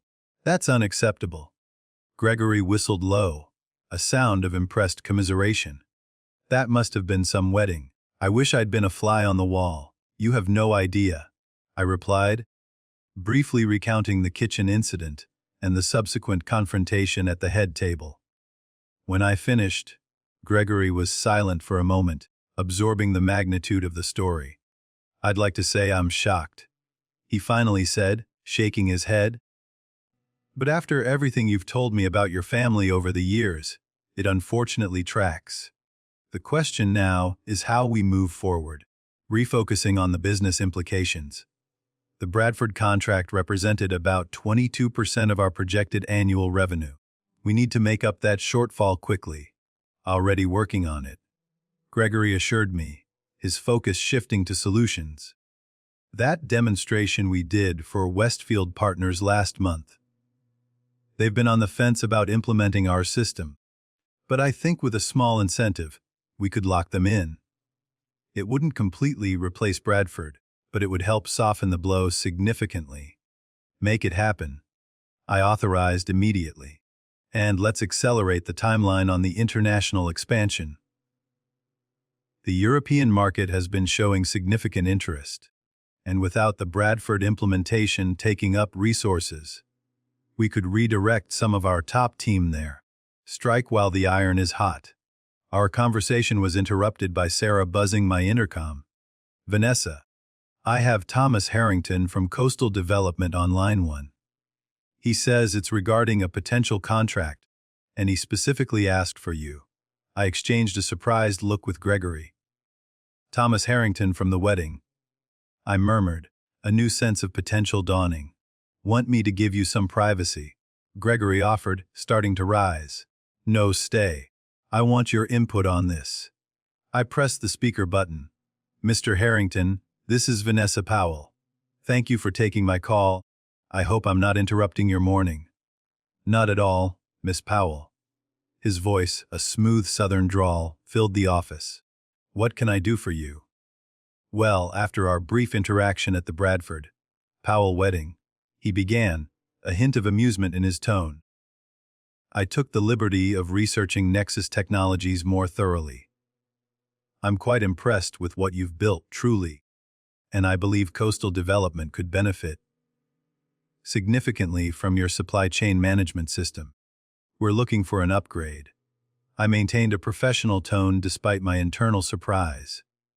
"I appreciate your interest, Mr. Harrington. We'd be happy to arrange a comprehensive demonstration of our software at your convenience." "Excellent. And there's one more thing, Miss Powell. I understand your relationship with Bradford Enterprises may be concluding. Coastal Development has been considering a partnership with them on several large-scale projects, but after witnessing Saturday's events, I'm seriously reconsidering whether they're the right fit for our corporate culture. We value integrity and respectful partnerships above all else." Gregory's eyes widened, and I had to suppress a triumphant smile. "I see," I said, choosing my words carefully. "Well, Mr. Harrington, while I can't comment on Bradford's corporate culture, I can assure you that at Nexus, we value professionalism, transparency, and mutual respect in all our business relationships. It's a core tenet of our operations. That was evident from how you handled a rather difficult situation, Miss Powell," he replied, a clear note of admiration in his voice. "I'll have my assistant coordinate with yours for that demonstration and a follow-up meeting. Looking forward to it, Miss Powell." After ending the call, Gregory let out a low whistle. Well, that was certainly unexpected. What exactly happened at this wedding that made such an impression? Let's just say, it made a very profound impression on several key people. I replied, still processing this incredible development. "We should prepare our best possible presentation for Coastal. Their property portfolio is even larger than Bradford's. This could be even bigger." By lunchtime, news of the contract cancellation had spread through the company like wildfire. While I hadn't shared the intimate personal details, the senior team understood that something significant, something principle-driven, had occurred to prompt such a drastic decision. To their credit, no one questioned my judgment. Instead, they rallied, focusing on solutions, brainstorming next steps, and expressing unwavering support. My 10 o'clock call with Eleanor Wright had been difficult, but professional. She was understandably upset about losing a system her team had spent months implementing, a system they truly believed in. But her anger seemed directed more at the chaotic situation and the Bradford family's behavior than at me personally. For what it's worth, she'd said near the end of our conversation, her voice tired. I had no idea about the seating incident until Richard told me this morning. It was completely unprofessional and inappropriate, and I wanted to apologize for the embarrassment it caused you. I appreciate that, Eleanor, I had replied genuinely. And I want you to know, this isn't a reflection on your team's work with us. You've been excellent partners throughout the implementation process, and I respect your professionalism. Is there any way we could salvage this?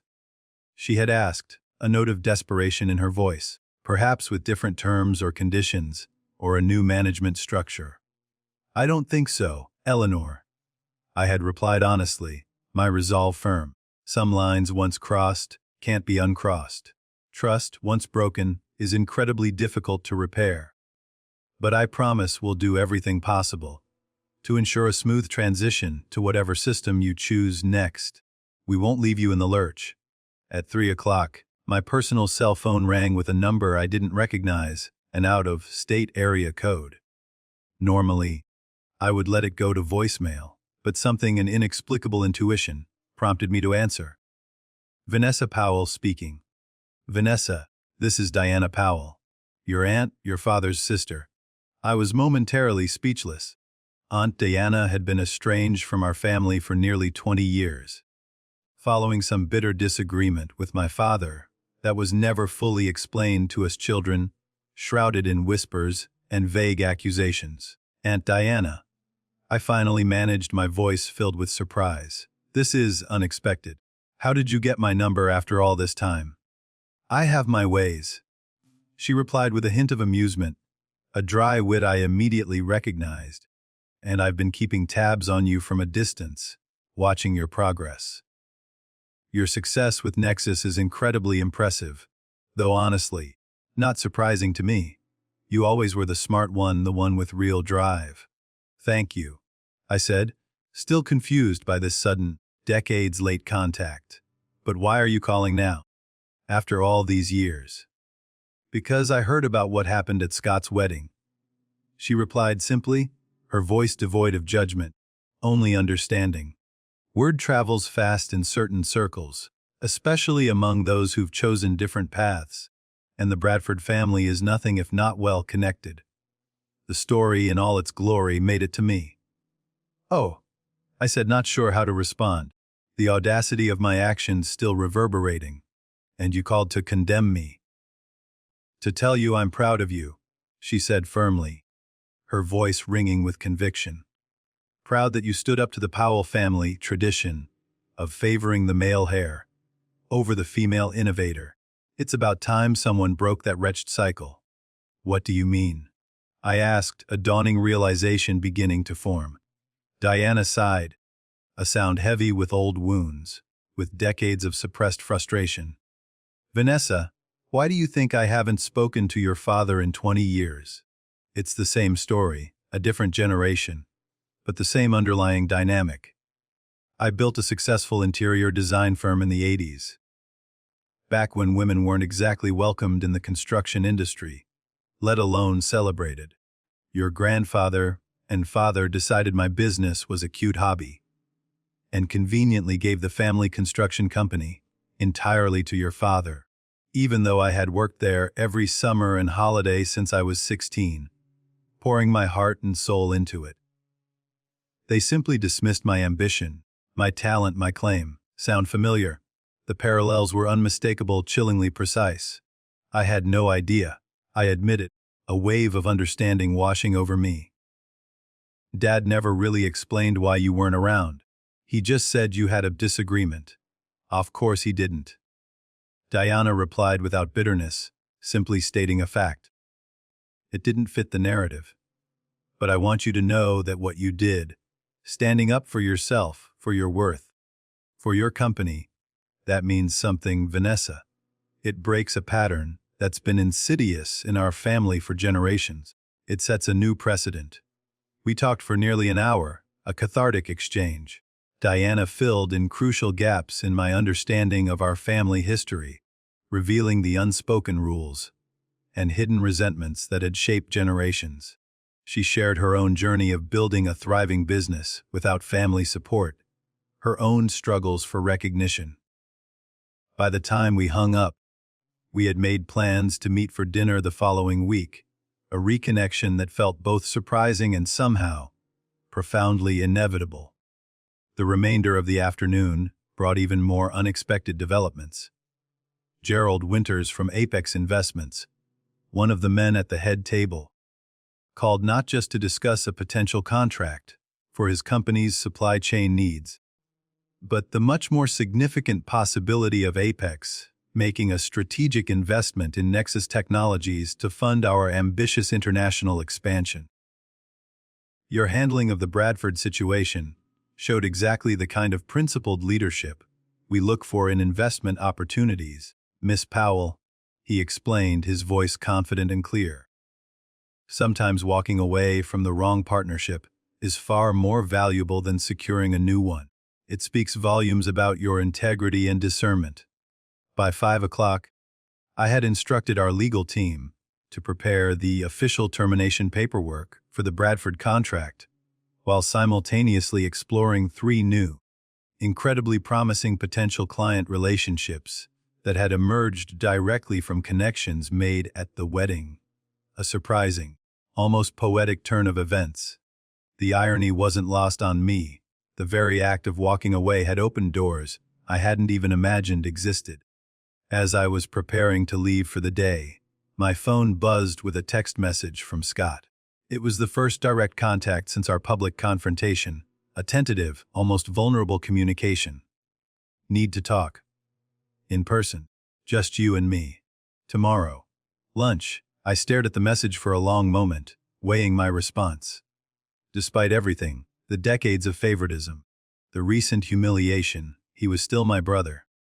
And while I wasn't seeking immediate reconciliation, or pretending a single conversation could erase years of pain, I was open to hearing what he had to say, to understanding his perspective, however flawed. Okay. I typed carefully. 1 p.m., Luciano's on 5th. Just us. His reply came immediately, a simple, almost relieved, "Thank you." As I drove home that evening, the city lights beginning to twinkle against the darkening sky, I reflected on how differently the day had unfolded than I had ever anticipated. Instead of damage control and frantic revenue scrambling, we were fielding exciting new opportunities and forging potentially stronger, more respectful partnerships. The act of valuing myself, of drawing a firm boundary, had seemingly led others to value Nexus more highly as well. It was a powerful, affirming ripple effect. Marcus called as I was making dinner, wanting to check in after the eventful day. "So, did Bradford Enterprises implode without your software yet?" he teased, his voice warm. "Not yet," I admitted, stirring the pasta. But Eleanor Wright sounded pretty close to panic this morning. And Richard Bradford isn't getting a call back until tomorrow. But the strangest thing happened today. Actually, several strange things. I told him about the calls from Thomas Harrington and Gerald Winters, the unexpected, liberating reconnection with Aunt Diana, and Scott's tentative request to meet. It's like by standing up for myself, by finally choosing my own worth over their approval, I accidentally tapped into some alternate universe, where people actually respect boundaries and recognize true value. I concluded, a sense of wonder in my voice. Or maybe, Marcus suggested gently, his tone profound. This is just what the world looks like when you stop accepting less than you deserve, when you refuse to settle. Perhaps it's not an alternate universe at all, Vanessa. Perhaps it's simply the natural consequence of finally recognizing your own inherent worth and expecting others to do the same. His words stayed with me long after we hung up, a quiet, powerful truth settling deep within my core. The email from Richard Bradford arrived just before midnight, a formal request for a meeting to discuss mutually beneficial resolution options. I marked it for consideration, but didn't respond immediately. Whatever happened next, whatever discussions might ensue, they would be on my terms, not his. For perhaps the first time in my professional life, I felt completely centered in my own value, unwavering and clear-eyed. I was neither seeking external validation nor fearing disapproval. It was a truly powerful feeling, this newfound certainty, this profound self-respect. And it had taken a wedding seating chart to finally bring it into sharp, undeniable focus. For weeks after the wedding incident, the echoes of that dramatic day continued to reverberate, reshaping not only my professional landscape, but my personal one as well. I sat across from Eleanor Wright at a quiet corner table in Luciano's, the same upscale restaurant where I'd met with Scott for our tentative reconciliation lunch. The difference in atmosphere between the two meetings was striking. While my conversation with Scott had been fraught with tension and raw emotion, this meeting with Eleanor was relaxed, almost friendly, marked by a shared sense of professional camaraderie. The transition to the alternative system is proceeding, Eleanor admitted, stirring her coffee slowly, her voice laced with exhaustion. But frankly, it's not going well at all. Between us, Richard is regretting how everything played out, more than he'd ever admit. The replacement software is already 3 weeks behind schedule, and the developers simply can't seem to replicate some of Nexus's key features, especially the predictive analytics. "I'm sorry to hear that, Eleanor," I replied, genuinely meaning it. "Your team worked hard on the initial implementation. It's unfortunate they have to start over from scratch, especially with something so critical." Eleanor set down her spoon with purpose, her gaze meeting mine directly. "That's actually why I wanted to meet in person, off the record, Vanessa. Richard is far too proud to approach you directly again, after your last meeting, especially after what he said. But there's a growing consensus among the executive team, including myself, that we made a serious, costly mistake letting Nexus go. We need your system back." The meeting she referred to had occurred 2 weeks after the wedding. Richard Bradford had requested a private discussion at his office, presumably to attempt to salvage the contract, or at least understand my unwavering resolve. I had agreed to meet, but made it unequivocally clear that I wasn't there to negotiate terms or salvage a broken deal. "Miss Powell," he had begun, his tone carefully calibrated between residual authority and a strained attempt at conciliation. "I've reviewed the situation thoroughly, and I believe there's ample room for us to find a mutually beneficial path forward. Perhaps a revised agreement. Or Mr. Bradford, I appreciate your time, but my decision is final," I had stated, my voice firm, allowing no room for doubt. "The contract termination paperwork has already been processed, and our legal team is managing the transition on our end. Perhaps we could discuss a new contract then," he had pressed, shifting tactics, with more favorable terms for Nexus, of course. "My technical team informs me that replacing your system will be considerably more difficult and costly than anticipated. The disruption is significant. This isn't about terms or conditions, Mr. Bradford," I had explained calmly. "It's about a fundamental lack of respect that was demonstrated not just by your daughter, but by my brother, and by extension, your entire organization, for me and for my company. I choose to work with partners who value what Nexus brings to the table, who see us as equals, not those who treat us as servants to be seated in the kitchen, invisible and inconsequential." Richard had been silent for a long, weighty moment, his expression unreadable. "I understand your position better than you might think, Miss Powell," he had finally said, his voice softer, almost reflective. "I built Bradford Enterprises from a single property my father left me. For years, I was dismissed by the established players in the industry. I was seated at back tables at events, excluded from exclusive deals, treated as an upstart. It wasn't until I had enough leverage, enough power, to demand respect that anything truly changed for me. It was a long, hard fight.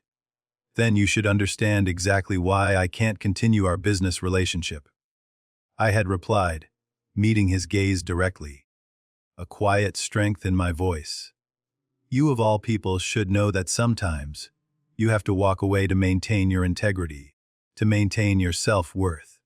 Something shifted in his expression then, a flicker of grudging respect replacing his usual business.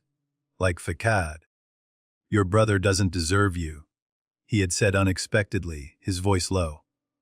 And for what it's worth, my daughter's behavior was inexcusable. I've made that abundantly clear to both of them, and there have been consequences. That had been the end of our direct communication, until now, with Eleanor serving as an unofficial intermediary. What exactly are you suggesting, Eleanor?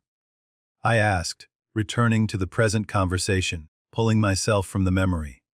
A complete reset, she replied, her voice firm with conviction. A new contract. New terms that explicitly address your concerns. New points of contact within the organization to ensure proper communication. Richard is willing to issue a formal apology for the wedding incident in writing, acknowledging the completely unprofessional and inappropriate treatment you received. He understands the message that was sent. And Scott and Tiffany. Eleanor grimaced slightly, a look of wary resignation. That's more complicated.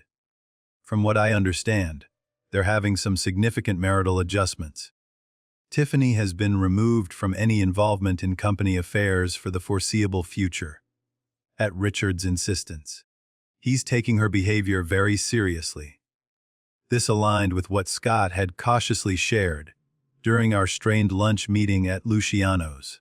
After the initial wave of anger and accusations had subsided, replaced by a fragile, awkward silence, he'd admitted that the wedding disaster had exposed serious, underlying issues in his new marriage, issues that went far deeper than a seating chart.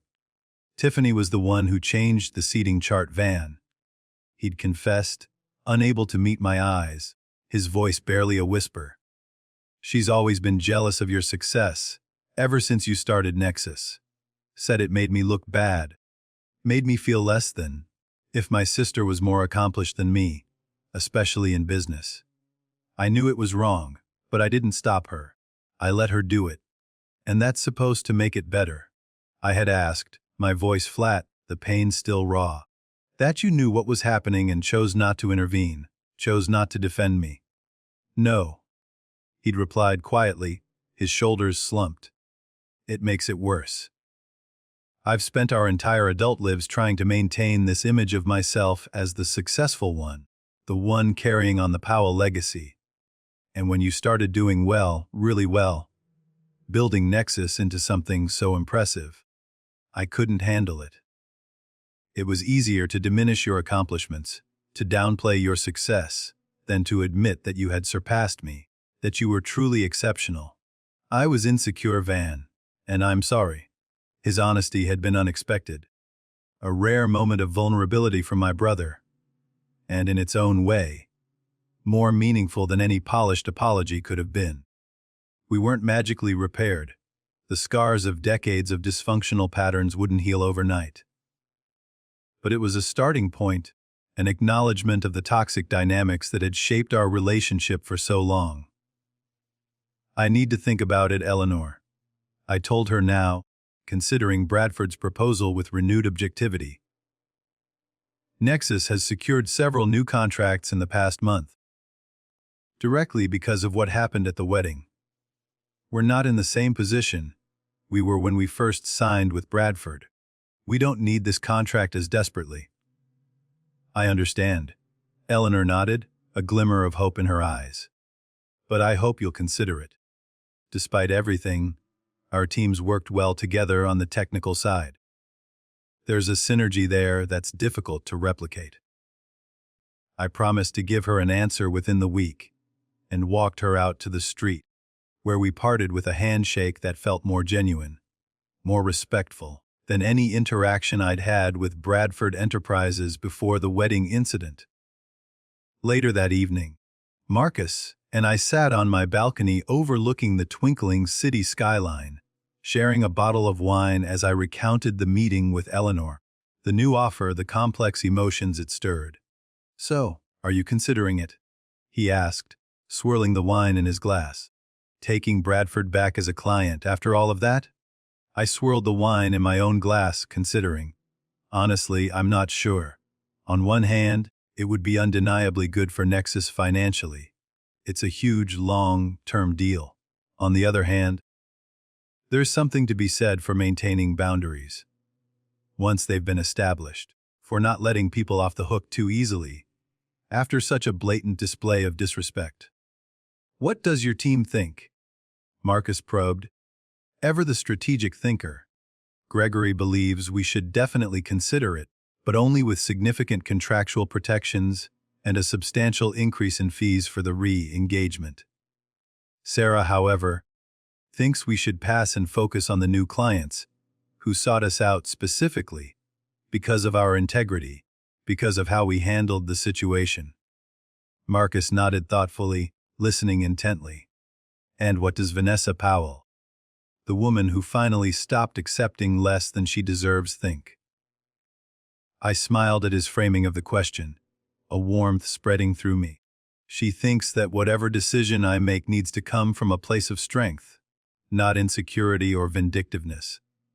If we re-engage with Bradford, it should be because it truly serves Nexus's best interests, because it aligns with our values, not because I'm seeking validation or afraid to turn down a big client." "That sounds like the CEO I've come to admire," Marcus replied, raising his glass in a small, meaningful toast, his eyes full of affection. The month following the wedding had brought other, equally profound changes as well. My reconnection with Aunt Diana had blossomed into a genuine, deeply supportive friendship. Her perspective as another Powell woman who had fiercely fought for recognition in a male-dominated industry was invaluable. And her stories about my father's early years, his own struggles with feeling inadequate, helped me understand his limitations and his ingrained patterns of favoritism in ways I never had before. More surprisingly, my parents had begun a tentative, often awkward, process of reflection and reconciliation. After the initial shock and anger over the Bradford contract cancellation subsided, my mother had called, her voice uncharacteristically subdued, laced with a vulnerability I had rarely heard. "I've been thinking a lot about what you said at the wedding, Vanessa," she admitted, her voice soft. "About us never celebrating your accomplishments the way we did Scott's. I didn't want to believe it was true. I truly didn't, but when I really looked back, honestly, you were right. And I'm so sorry, honey. I failed you. It wasn't an immediate fix for decades of ingrained favoritism, a lifetime of overlooking, but it was a start, an acknowledgement, a crack in the old facade that perhaps, just perhaps, they had failed to see me clearly for a very long time. The most profound changes, however, had occurred within me, a deep, internal reordering of my own sense of self. The wedding incident, painful and humiliating as it had been, had paradoxically freed me from the exhausting, relentless cycle of seeking approval from people who were seemingly determined not to give it. I no longer measured my success against Scott's outdated yardstick, or sought validation from my parents' limited, traditional perspective. This new clarity extended beyond family relationships, permeating into all areas of my life. At Nexus, I found myself making decisions with even greater confidence and conviction, unencumbered by the second, guessing or subtle self-doubt that had sometimes plagued me before. In my personal life, my relationship with Marcus deepened significantly as I brought a more authentic, vulnerable, and self-assured version of myself to our connection, no longer seeking to impress but simply to be seen. Perhaps most significantly, I had launched a mentorship program for women, entrepreneurs in the tech industry, specifically those facing family or social obstacles to their success. The program, which I named Visible, provided not just practical business guidance, but also crucial strategies for maintaining boundaries and building resilience and cultivating self-worth in environments designed to diminish both. The first cohort of 20 women had already begun meeting weekly, their stories often painfully familiar echoes of my own experiences, filled with dismissal, doubt, and the quiet struggle for recognition.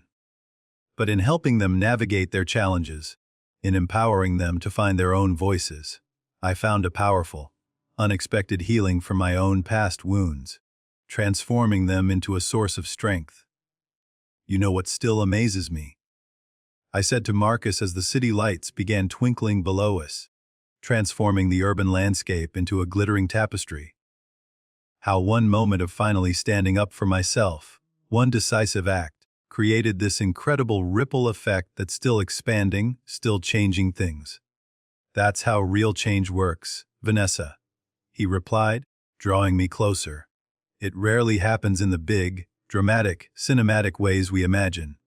It's usually one person making one brave decision, one small shift that alters the trajectory just enough to create a new, healthier pattern.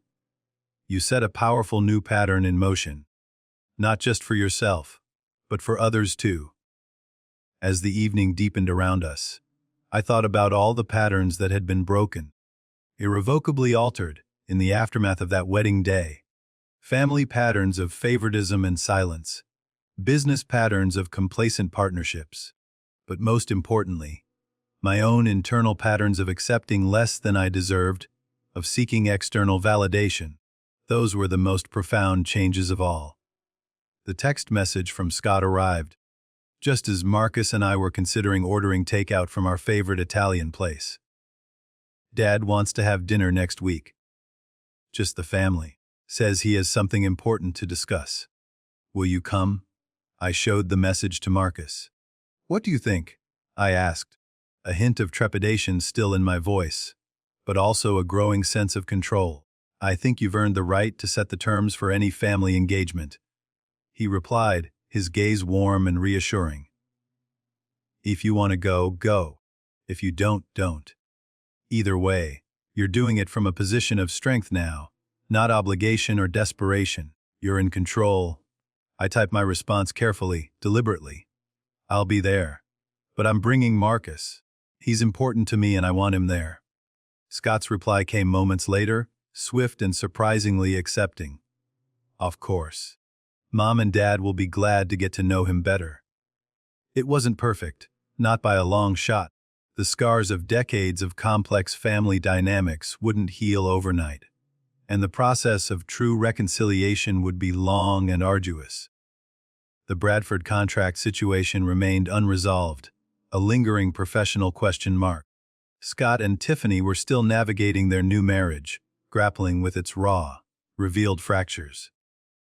But for the very first time, I felt like I was engaging with all of it on my own terms, empowered and self-assured. I was neither controlled by others' expectations nor defined by their limitations. In the end, the story of the wedding seating chart and the canceled contract wasn't really about either of those things.